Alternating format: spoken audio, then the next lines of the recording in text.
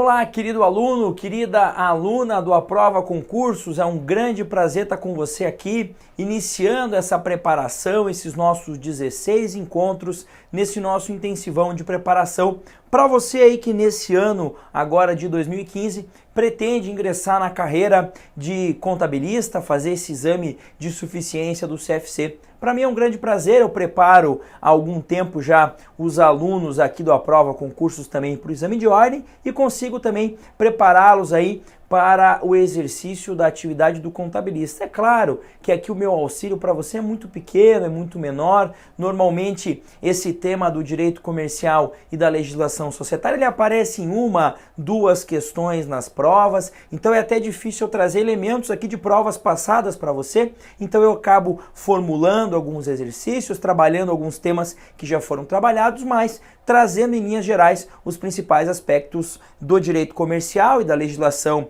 societária no Brasil, voltados, claro, para a tua prova. O meu objetivo aqui não é te transformar num expert em direito societário, em direito comercial, que hoje é chamado de direito empresarial, mas sim te auxiliar para acertar essa uma, duas, eventualmente três questões que aparecem numa prova, claro, que é amplamente dominada ali por conceitos da contabilidade. Então tem um pouquinho ali de legislação trabalhista, um pouquinho de questão tributária, mas o foco mesmo é a contabilidade. É um grande prazer, eu tenho muitos amigos contabilistas, técnicos em contabilidade, tenho muitos parceiros, porque eu sou advogado e trabalho muitas vezes com muitos contabilistas, né? Então é muito legal saber que eu posso te ajudar. Antes de começar, feliz ano novo, né? Já estamos aí num novo ano, um novo momento de preparação, já estamos aí onde você quer que esteja, possivelmente bastante calor em nosso país, mas não dá para sossegar, tem que estudar, tem que trabalhar, tem que começar a desenvolver os estudos necessários para que você consiga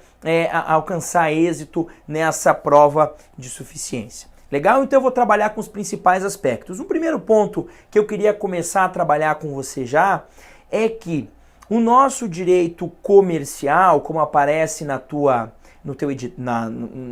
provas passadas, como aparece no nome da disciplina aqui no nosso curso, ele sofreu uma evolução e hoje ele é chamado de direito empresarial.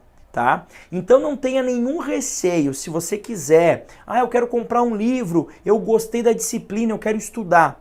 Aí você vai numa livraria e pede um livro de direito comercial. O cara fala, não tem, mas tem de direito empresarial.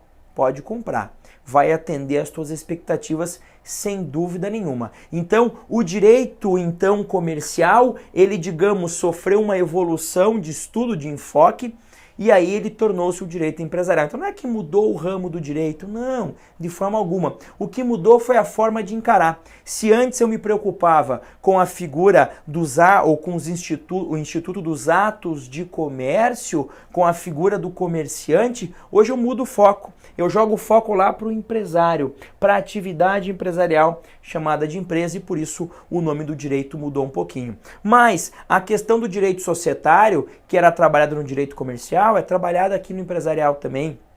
A questão das falências, mesma coisa. A questão dos títulos de crédito, igualmente. Então, se eventualmente eu mencionar para você direito empresarial, se eventualmente você ler uma questão, tema direito empresarial, não pode cair, não, é a mesma coisa. Empresarial e comercial é a mesma coisa, o que muda é o enfoque, é para quem parte a análise. Se antes a análise era para os atos de comércio, para a figura do comerciante, agora a análise se volta à figura do empresário, à figura da atividade empresária.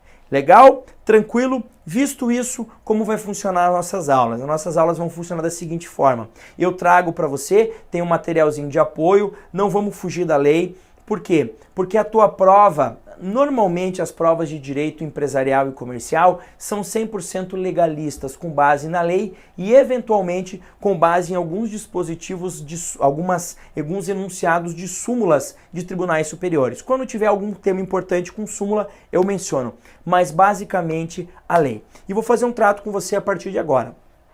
Todo dispositivo que eu mencionar e não falar da onde ele é do Código Civil. Legal? Então, basicamente, a nossa aula vai estar focada no Código Civil. Não é o Código de Processo Civil, é o Código Civil. Legal? Então, falei em artigo sem falar da onde é, Código Civil. Quando for um artigo de uma legislação diferente do Código Civil, eu vou mencionar artigo 1º da Lei 6404 de 76, por exemplo, a Lei de Falência. Se eu não mencionar nada, eu estou falando do Código Civil. Legal? Tranquilo? Acompanhe a aula com o materialzinho. No final de cada bloco eu tento resolver com você um exercício. Se não conseguir naquele bloco, eu tento fazer o exercício depois, mas eu disponibilizo para você esse exercício que eu formulei e ele tem já um gabarito para você poder conferir a resposta à sua pergunta. Legal? Então vamos começar iniciando ali um primeiro ponto que eu queria trabalhar com você, que sempre aparece em editais, direito comercial, a questão da origem e conceito de comerciante. É um primeiro ponto que eu queria trabalhar com você. Então eu tenho lá a primeira fase. O direito comercial servia aos comerciantes. Neste período, existiam as corporações de ofício e nestas os cônsules que aplicavam as regras estabelecidas pelos próprios comerciantes. Então notem que o direito, digamos assim, ou entre aspas, o direito, ele era exercido, ele era aplicado por esses cônsules aqui, que aplicavam regras estabelecidas pelos próprios comerciantes. Então, as chamadas corporações de ofício, eles se reuniam para exercer os ofícios e eles começavam a notar que existiam litígios entre eles ali, ou discussões, opiniões divergentes sobre mesmos assuntos e começaram a criar regras. No direito, a gente vai dizer que essas regras, que essas normas criadas pelo costume, têm um nome. É o chamado direito consuetudinário, o direito baseado nos costumes. Isso é comum? É comum, acontece. Então, com base nesse direito consuetudinário, criado a partir dos costumes, esses cônsules, que eram pessoas, assim, digamos, com grau de respeito e superioridade, podemos dizer assim, aplicavam essas regras. E todo mundo respeitava, e respeitava por uma razão muito simples. Eu mesmo criei a regra. Se eu crio a regra, é porque eu gosto da regra. Então, se uma hora ela se vale contra mim, eu devo, né, eu tenho que respeitar. A gente sabe que não é bem assim hoje, né? As pessoas aí, os legisladores criam as regras e muitas vezes não cumprem. Mas, se não cumprirem, devem obedecer quando tem alguém que impõe, que determina que essas regras sejam seguidas. Legal? Aí olha lá. A ideia era garantir o respeito às normas criadas pelos próprios comerciantes reunidos nas corporações. Então, eles se reuniam e criavam as regras. Ora, se eles criavam as regras é porque eles entendiam que estas regras eram as melhores para resolver os problemas que eventualmente eles tinham durante essas negociações, durante a realização dessas manifestações de comércio, ok? Nessa época, o comércio era itinerante e nas grandes feiras europeias de comércio, muitos costumes foram sedimentados, os quais acabaram fazendo parte do direito comercial da época. Então, totalmente voltado aos costumes. Então, se te afirmarem na prova que no início o direito comercial ele tinha origem na ideia de direito consuetudinário,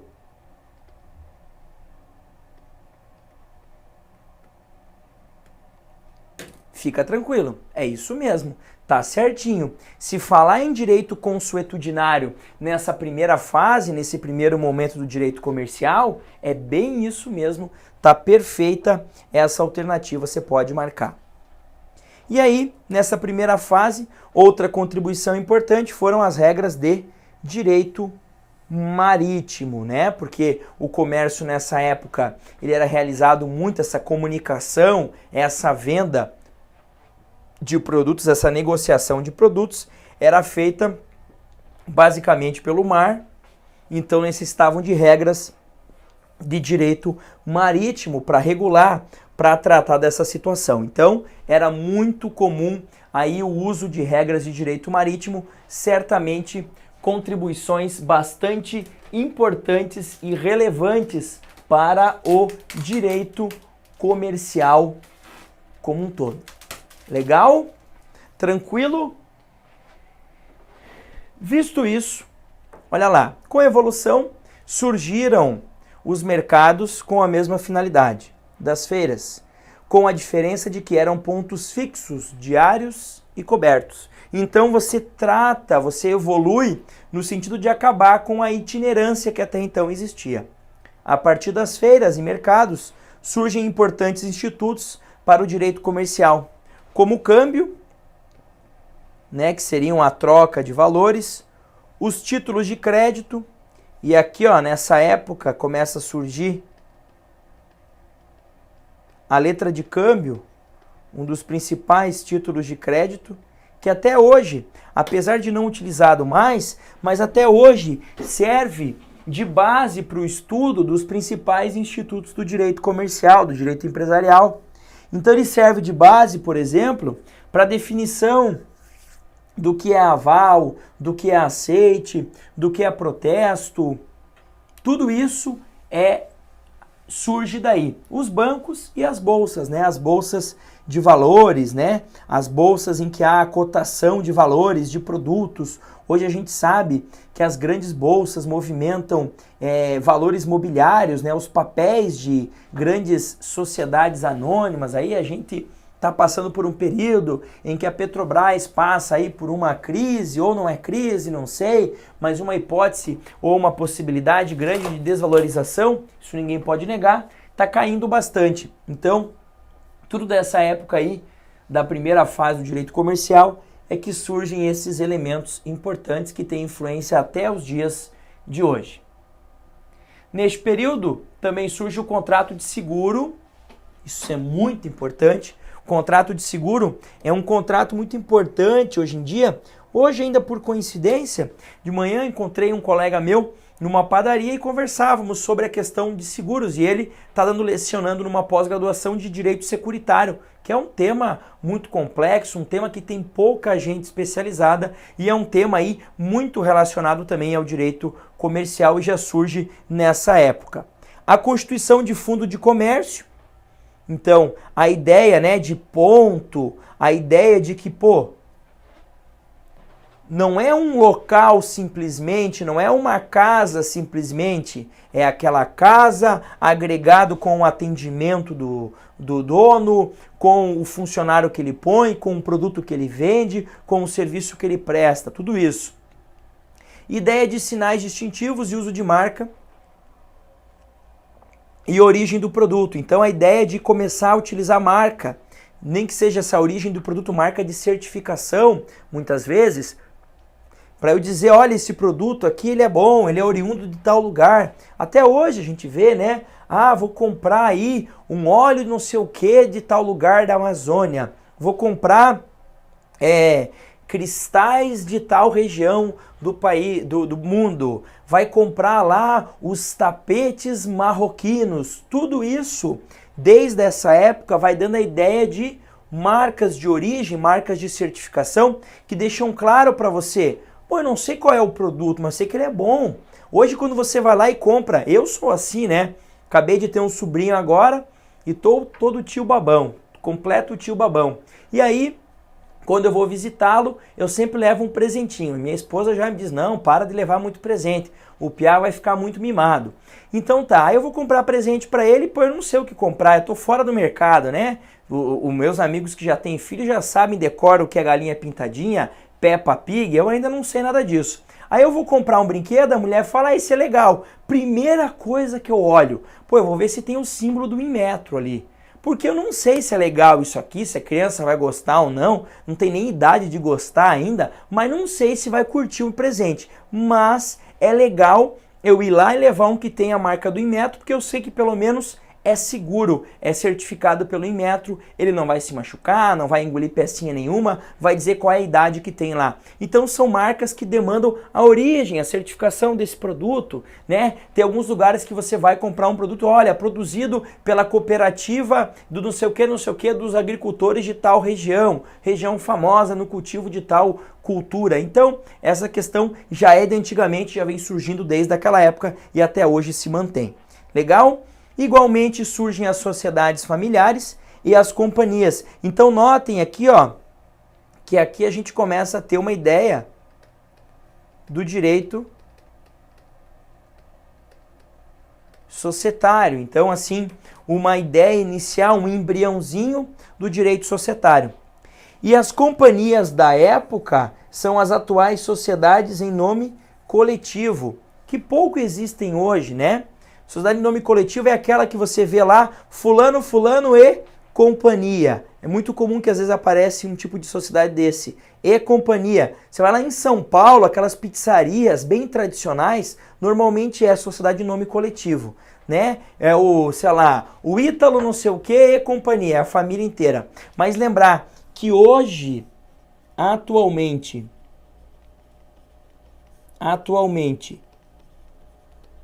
as companhias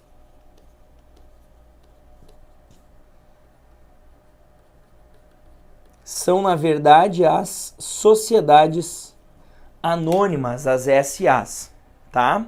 Então, as companhias da época hoje são sociedades em nome coletivo e quando você fala em companhia hoje, você fala em sociedade anônima, aquela sociedade por ações. Suas filiais e sucursais por toda a Europa e, consequentemente, o conceito de holding ou sociedade coligada. Holding, aquelas sociedades que participam de outras sociedades. É muito comum isso daí, né? Tem por objeto a participação em outras sociedades, aí você cria também o conceito de sociedade coligada. Depois a gente vai ver sociedade que tem um percentual do capital da outra, que tem um percentual tão grande que acaba influenciando, tem um percentualzinho pequeno, né? Que uma é controlada, outra é controladora, tem aquela de simples participação. A gente vê isso no momento oportuno. Aqui é para dar mais uma ideia do histórico mesmo para você. Legal? Segunda fase. Coincide com a fase do mercantilismo, em que criam-se grandes redes comerciais em razão da colonização. Houve grande evolução das sociedades, sempre com a autorização estatal, bem como muitas codificações regulando o comércio foram criadas. Então, nesse momento, eu começo a ter a criação de codificação. É o que a gente fala, eu começo a positivar o direito. Direito positivo, para você que não é do ramo, claro, em simples palavras, né? Não dá para simplificar tanto, mas para você pelo menos visualizar o que é isso que eu estou falando, é a ideia do direito positivo, é aquele direito legislado, aquilo que está na lei, aquilo que está escrito no código, na lei. Isso é a ideia do direito positivo. E aqui na segunda fase a gente começa a ter isso, o que até então era só com base em costume e não legislado mesmo, ok? Terceira fase, com a promulgação do Código Napoleônico, o qual influenciou legislações do mundo todo, inclusive a brasileira, surge o conceito objetivo de comerciante, definindo-o como aquele que pratica com habitual profissionalidade os atos de comércio. Então notem por que eu tinha a figura do direito comercial, porque eu definia o comerciante. Então, comerciante é aquele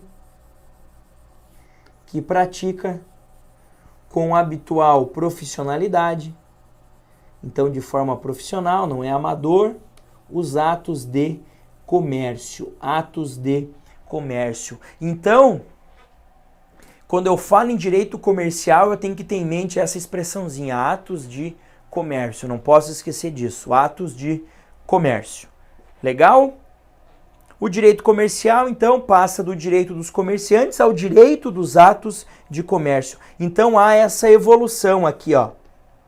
Se antes eu regulava, eu tratava os comerciantes, agora eu me preocupo com aqueles que desenvolvem atos de comércio. Legal? Olha lá, essa conceituação causa sérios problemas doutrinários, já que se mostra difícil a distinção entre atos civis e atos de comércio. Como assim, professor? Não entendi.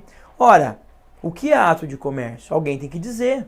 E quando eu deixo alguém dizer o que é ato de comércio, eu posso acabar retirando muitas profissões desse conceito. E aí, tudo que não é ato de comércio eu regulo pelo direito civil e não pelo direito comercial. Então, a grande importância, tem gente que fala, tá, mas o que muda eu saber o que é ato de comércio e o que é ato civil? Muda para eu saber que norma eu aplico. É que nem hoje. né? Então, esses dias um amigo meu me ligou, falou assim, Piá, seguinte, deixa eu te fazer uma pergunta bem rápida. Eu comprei um produto de um amigo meu, amigão meu, tá? Amigão meu não, conhecido meu, tá? O cara me vendeu o produto. Eu tenho direito, por exemplo, se eu entrar com uma ação judicial contra ele, esse produto está com um problema. A inversão do ônus da prova, porque eu sou consumidor? Não, porque ele não é fornecedor de serviços e produtos. Então você não aplica o CDC, você aplica as normas do direito civil, do Código Civil.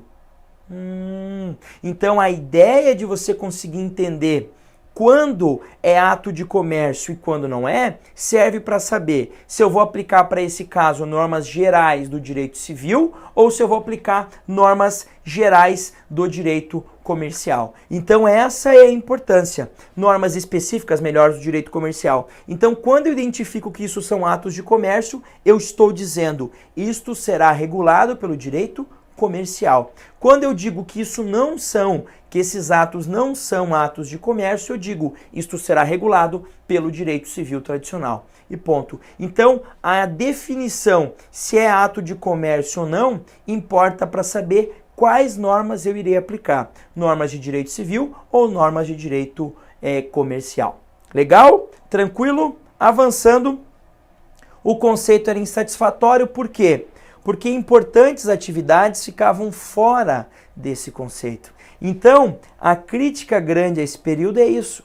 Pô, tinha um monte de atividade importante lá, um monte de coisa relevante, que pareceria ato de comércio, mas que para a lei ou para aqueles que definiam que era atos de comércio, não era. E aí ficavam de fora. E ficando de fora, o pessoal falava, pô, mas é sacanagem, é estranho. Nesse caso, eu aplico as regras do direito comercial, no outro eu não aplico. É uma situação um pouco estranha, um pouco diferenciada, mas era assim que funcionava. Por isso esse conceito precisava evoluir, precisava ir um pouquinho para frente. E aí a gente começa a falar então no direito empresarial. Então, o direito empresarial ele vem com uma evolução do direito comercial. Então, o direito comercial que começou com a figura do comerciante, passou pela figura dos atos de comércio, não é satisfatório. Porque eu considero a realização por uma pessoa de uma atividade previamente definida em lei. E aí eu tinha um rol de atividades, mas muitas vezes esse rol era insatisfatório. Eu não tinha como prever todas as possíveis atividades realizadas. Então, com isso, eu passo a ideia de precisar desenvolver, precisar evoluir no conceito. Então, eu preciso falar, bom, agora, esse ramo do direito aqui vai trabalhar só com os atos de comércio? Não. Agora a gente começa a pensar, a trabalhar com uma teoria um pouco mais ampla, mais abrangente, a chamada teoria da empresa, e por isso eu estou diante do direito empresarial e não mais do direito comercial. Porque o foco agora aqui é a empresa. Então, hoje, você pode afirmar sem medo nenhum de errar. O direito empresarial, que é o antigo direito comercial, sem dúvida nenhuma, a disciplina continua a mesma. O que muda é o enfoque, é como eu enxergo ela. O direito empresarial, ele tem por foco tratar da situação do empresário e da empresa. Só que cuidado, empresa aqui entendida como uma atividade, não como um localzinho, não. O nosso atual ordenamento jurídico, o Código Civil, encara a empresa não como um localzinho, não. Ele encara a empresa, sim, como um local, como uma atividade, melhor dizendo, uma atividade que a gente vai ver que tem algumas características importantes. Legal? Então, voltando ali, ó, só essa parte inicial, e aí eu já resolvo um exercício com você. Eventualmente, o exercício pode ser de algum tema que eu não trabalhei com você ainda, não tem problema nenhum. Eu explico para você na hora e depois você vai ter esse tema trabalhado. Então, fica bem tranquilo. O professor tratou de um exercício que o tema ele não deu em sala. Eu vou dar esse tema depois, fica tranquilo, mas é só para você já ir se habituando com os exercícios. Então, olha lá. Direito empresarial igual uma evolução do direito comercial, conforme eu disse para você.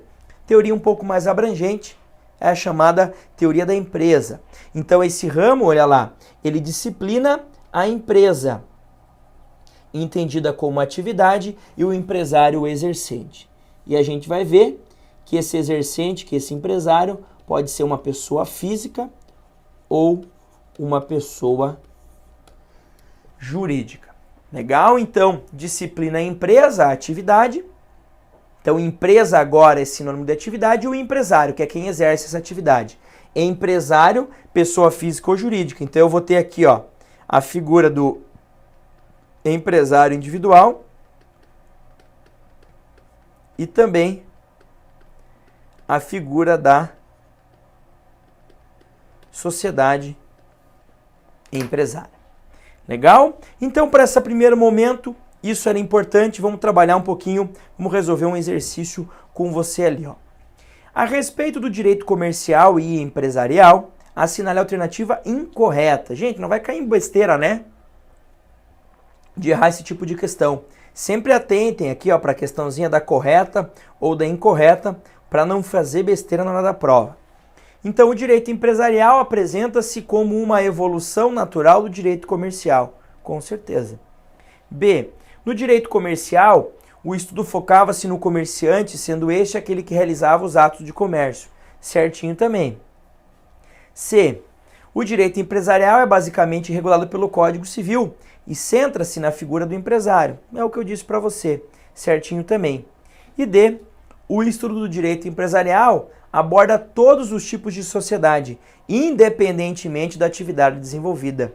Será que é isso, professor? Claro que não, né, gente? Não é independente da atividade. A gente vai ver que, só conferindo o gabarito aí, ó, letra D de fato, aqui você deve marcar. Mas só para você entender, a gente vai ver que não é todo tipo de sociedade que é regulada. Não. Se aquela sociedade, por exemplo, você, quando tiver aí o seu título de contabilista, puder exercer o cargo, a profissão, pelo CFC, né, com o seu número de CFC, CRC, você pode fazer uma sociedade de contabilistas sem nenhum problema.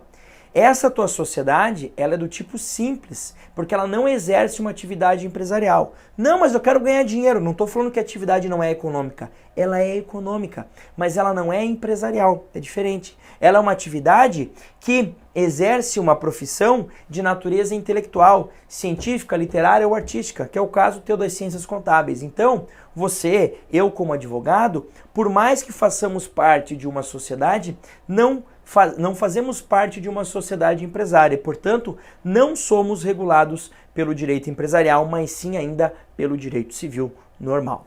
Legal? Volta do bloco, eu continuo com você. A gente vai ver um pouquinho mais desse conceito de empresa para você entender bem esse primeiro exercício que eu resolvi com você.